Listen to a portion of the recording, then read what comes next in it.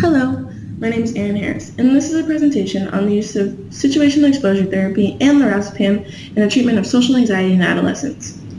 So let's break that down. Adolescents are children who range from 13 to 18 years old, and they would specifically be dealing with the mental disorder of social anxiety. Social anxiety is a mental disorder where the patient truly believes that something negative or bad will happen to them in social gatherings, and it becomes a phobia or a fear. Exposure therapy and lorazepam will be the treatment used in treating these adolescents to cure them of their social anxiety. First, let's talk about exposure therapy. Exposure therapy is a cognitive behavioral therapy used to treat many different mental disorders. In this specific case, we would be using gradual situational exposure therapy. There are 3 different types of exposure therapy, however, those are not important to this specific presentation. Situational exposure therapy will be gradually introduced to the patient with the idea of helping them to become more confident in social settings. The treatment will have to be continued for many months or years depending on the severity of their social phobia.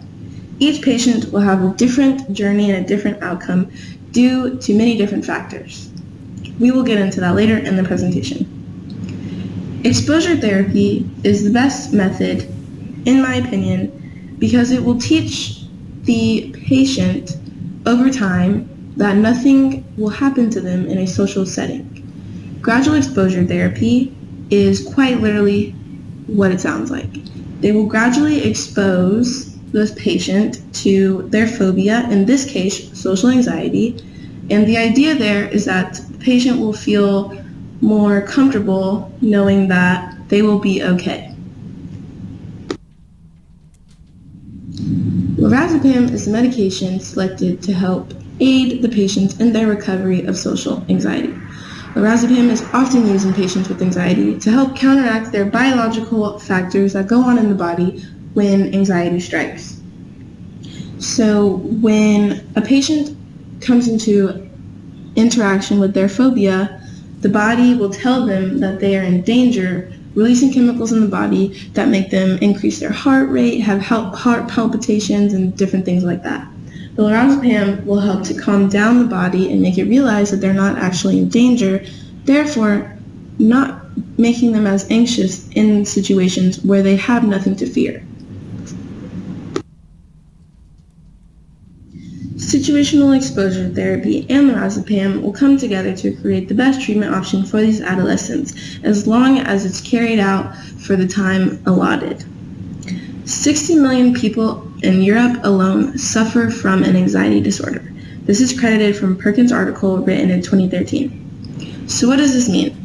It means that anxiety disorders are more prevalent than talked about. Many children are suffering from social anxiety. Some can't speak out about it, some can't get help, and some don't truly understand what's going on.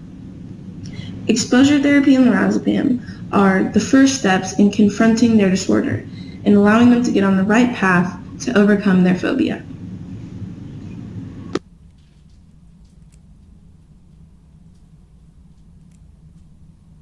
Through the eyes of someone with social anxiety disorder, also known as SAD.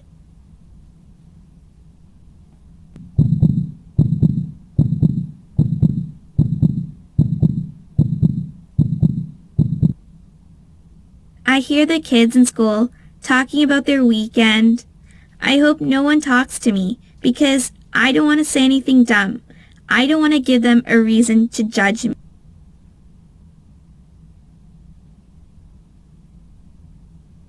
They don't realize how much I wish I could be like them, to have confidence, to not worry about what others think about me. During lunchtime, I often go to the library to write in my journal to help calm my anxiety. I write about my thoughts, feelings, and really anything that comes into mind at that moment. Today, I'm going to write about when it all began, when I was diagnosed with SAD. When I moved to a different city for university, I knew no one. I started noticing that I was constantly nervous around others. I was in constant fear of being judged. I was being very self-critical, and I thought I wasn't good enough, smart enough, or funny enough. Being in social situations made my heart rate increase, it made me nauseous, and it made me sweat and even shake. Sometimes I became so scared that I felt like I was suffocating. I went to see my doctor after I recognized my irrational behaviors. He reviewed a list of situations to see if they make me feel anxious, and I was required to complete a self-report questionnaire about my symptoms. After several doctor visits and countless hours discussing my symptoms, I was diagnosed with SAD. My doctor explained to me that the causes for SAD can be environmental, which include meeting new people, being exposed to physical and emotional abuse, bullying, and even family conflicts. He also explained to me the genetic components associated with SAD. I do have a family history of anxiety disorders. He explained to me having a family member with SAD means that you are 2 to 6 times more likely to being diagnosed. Also, he told me about recent research that has shown that changes in a gene called SLGA4 is associated with SAD.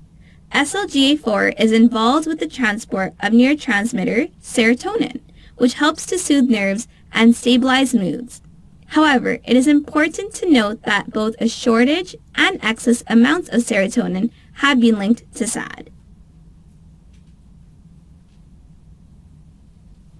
Today in class, we'll be learning about social anxiety disorder, SAD, which is something that I already know a lot about. What are the brain mechanisms and possible treatment options for social anxiety disorder?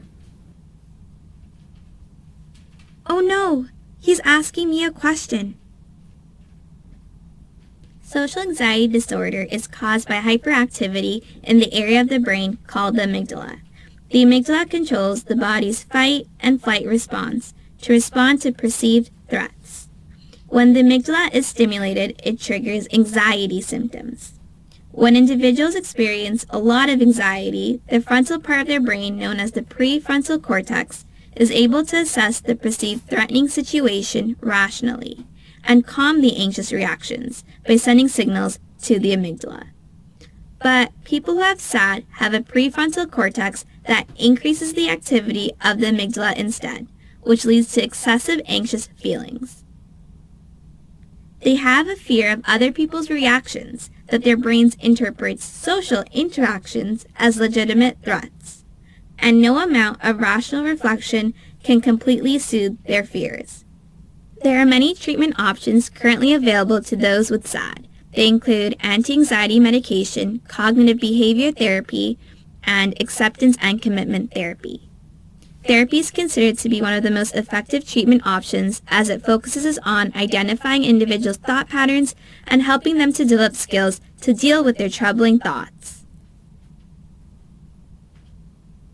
Many of my loved ones have been asking me how they can help me with my social anxiety disorder. So today I decided to do some research. Here is what I found. If you have a friend who is struggling with SAD and you're wondering how you can help them, here are some things to consider. Try to be patient, avoid criticism, be a good listener, encourage them not to avoid social situations, and educate yourself about the disorder. If you have a child who has SAD, show them affection. Avoid criticism and being over-controlling. Avoid stepping into social situations to make your child feel more comfortable because they have to learn how to cope with these situations by themselves.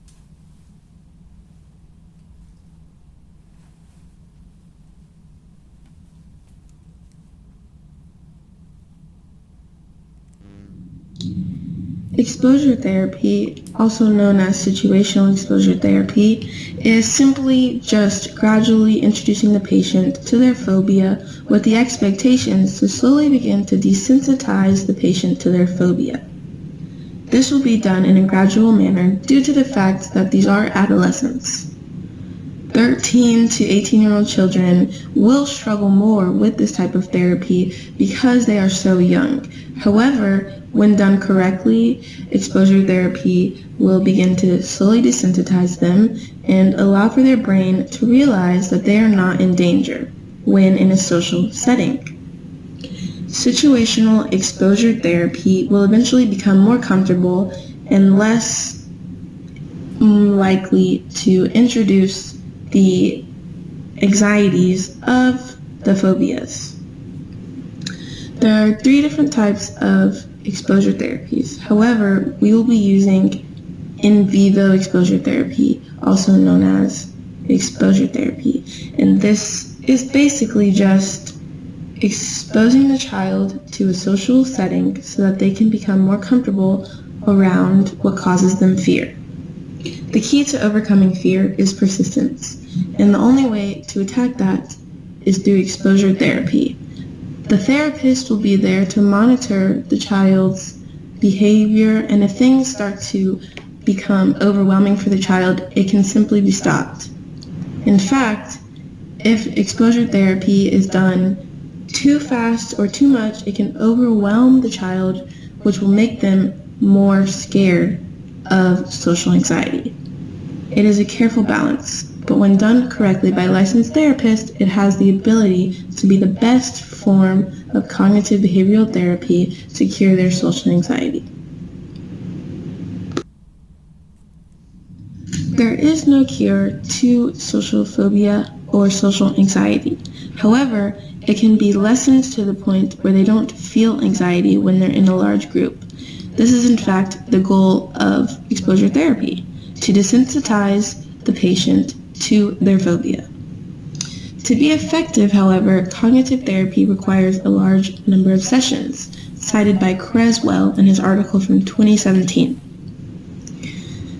The therapy will have to be maintained and bought into by the patient in order for the success to be surmountable to the point of no phobia. This is one of the downfalls of the therapy because young adolescents often don't buy into the therapy. They don't appreciate what the therapist is trying to do for them. All they know is that this is scary and they're having to do things that they don't want to do. This can be helped, however, by the parents and the therapist. With the right support system, the students will be able to understand what is going on and that they're just trying to be helped. This is the first step. If you can get the adolescent to buy into the therapy, the success rate of the therapy will rise.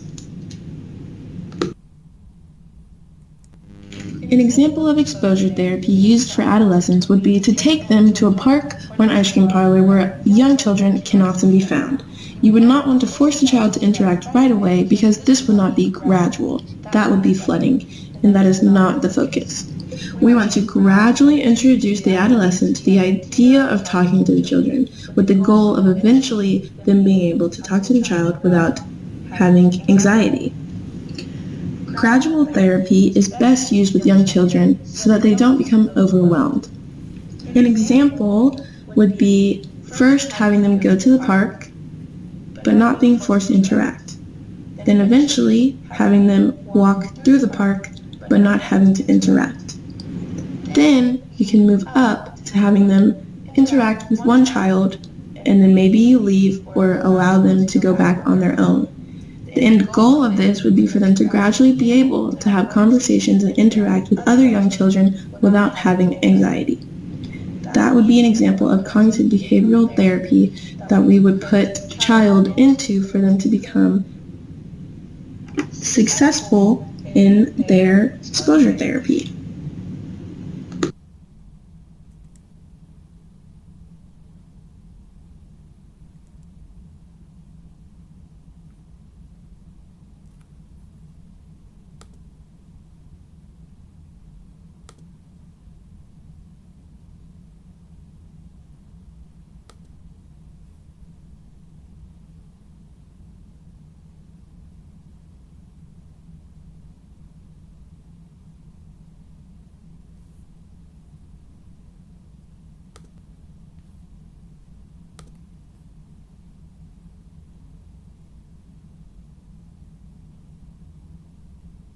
1 week before she begins her treatment, I meet Siddhartha outside the clinic in downtown Boston.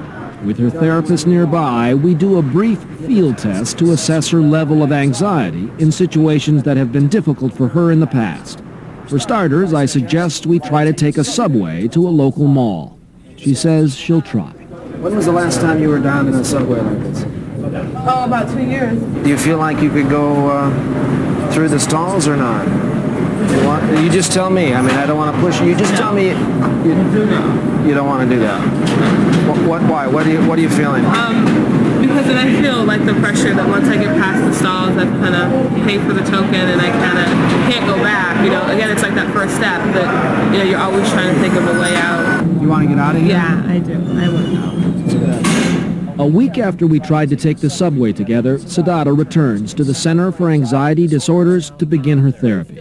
The first 3 sessions focus on panic control treatment to help Siddhartha understand the nature of anxiety and how to deal with the fearful thoughts she often gets during a panic attack. In some ways, it takes a leap of faith.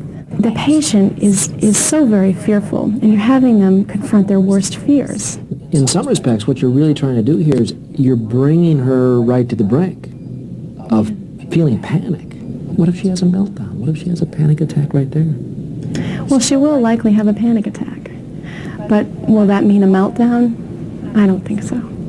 Finally, a sort of panic attack chaser. Siddhartha is asked to drink an entire bottle of caffeinated water to actually heighten her anxiety so she can more fully experience the exposure therapy. We're going to start today. Where do you think we're going to start? In the elevator. Yeah. How do you feel about that? What's your anxiety from 0 to 10? Like 10. For Siddhartha, like some other agoraphobics, elevators feel like vertical tombs. She hasn't used one in years. Ready? She'll take the stairs or nothing at all. You can do it. But not today. Okay. It's okay. Just step in. As it turns out, getting in is the easy part. What's your worst fear? That we'll get stabbed And then what? and we'll die in here. Okay. The therapist is steady and reassuring, but it's still 15 minutes before Siddhartha can even attempt to close the door. I'm thinking, like, I don't even know if I can do this. Why can't you? What's holding you back? I'm afraid. I'm so scared. It's your fear. This is hard. Under therapist Sandra Baker's guidance, Siddhartha experiences a full-fledged panic attack.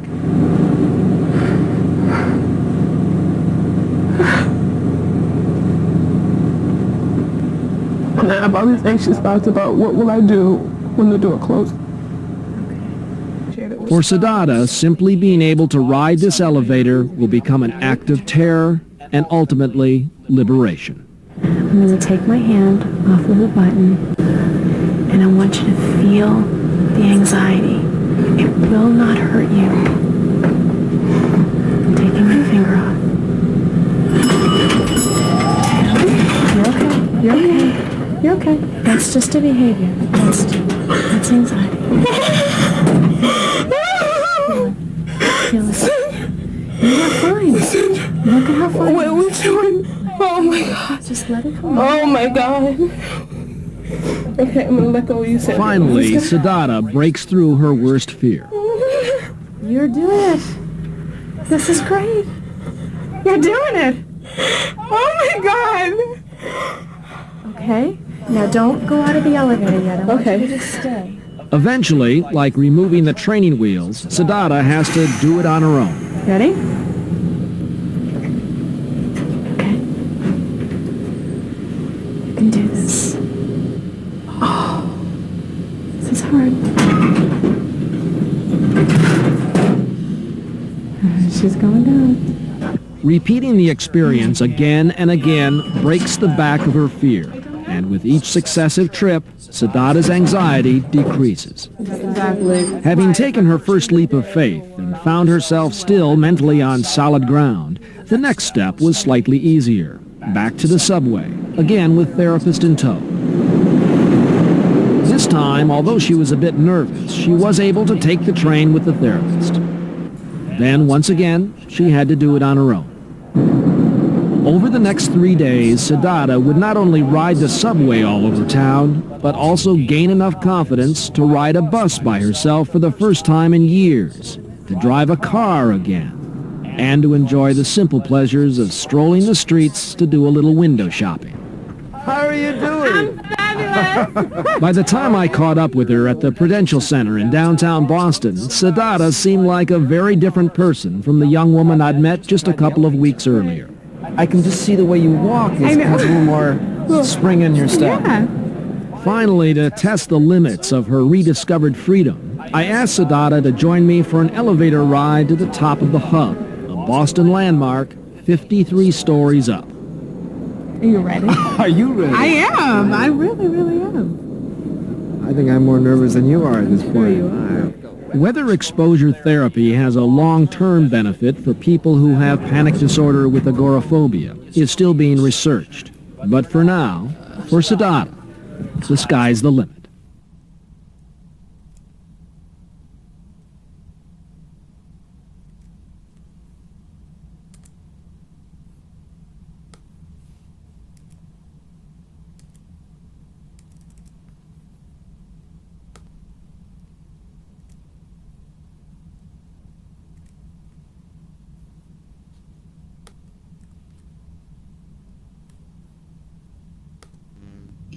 Lorazepam is a medication specifically used in treating anxiety, in this case, social anxiety. Because anxiety has physical effects on the body, like high blood pressure or heart complications, it is imperative that the health of the child comes first. When exposing the child to something that causes them anxiety, you do not want them to become overwhelmed to the point where their health becomes in jeopardy. This is why the addition of lorazepam to the situational therapy is imperative. Lorazepam increases the chemicals in the brain that calm the nervous system. More specifically, it enhances the body's level of GABA, also known as gamma-aminobutyric acid. Lorazepam is a medication specifically used in treating anxiety, in this case, social anxiety. Because anxiety has physical effects on the body, like high blood pressure or heart complications, it is imperative that the health of the child comes back.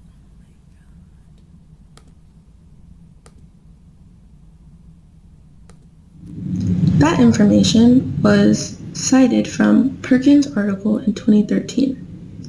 He also wrote in the same article exactly what happens in the body when a phobia is encountered. Understanding what happens in the body when a phobia is encountered is important because then you understand why lorazepam is a key factor in the treatment of adolescents with social anxiety.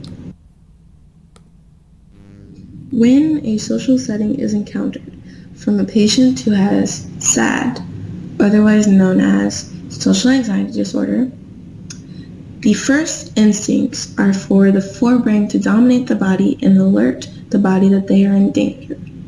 This will send neural streams and awake the brain.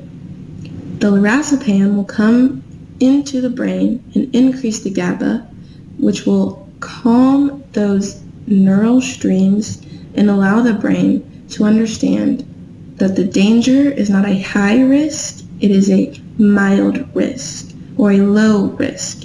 And with more therapy and more exposure, the low risk will become no risk.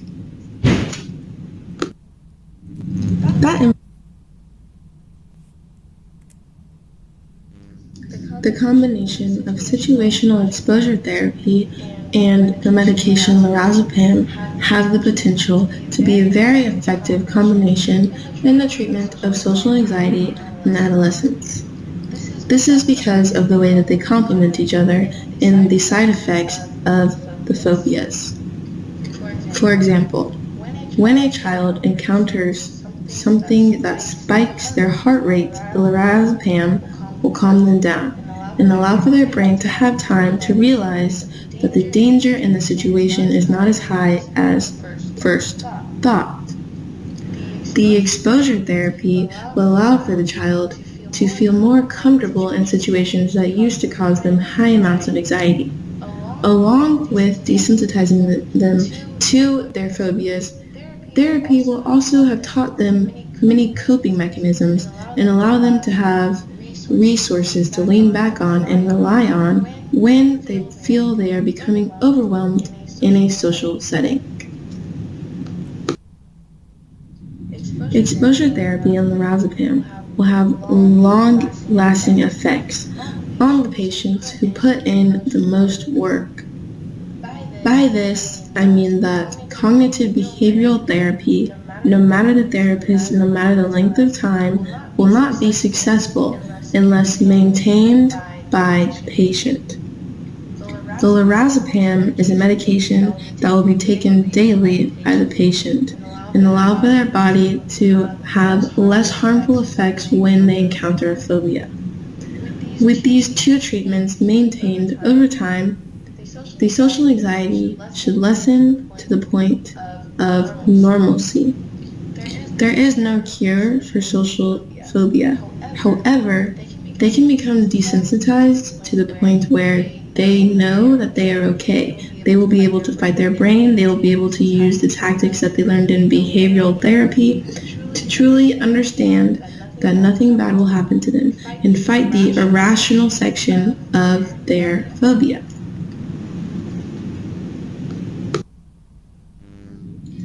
The treatment of situational exposure therapy and lorazepam will have a significant impact on the patient's social anxiety if maintained for a long period of time.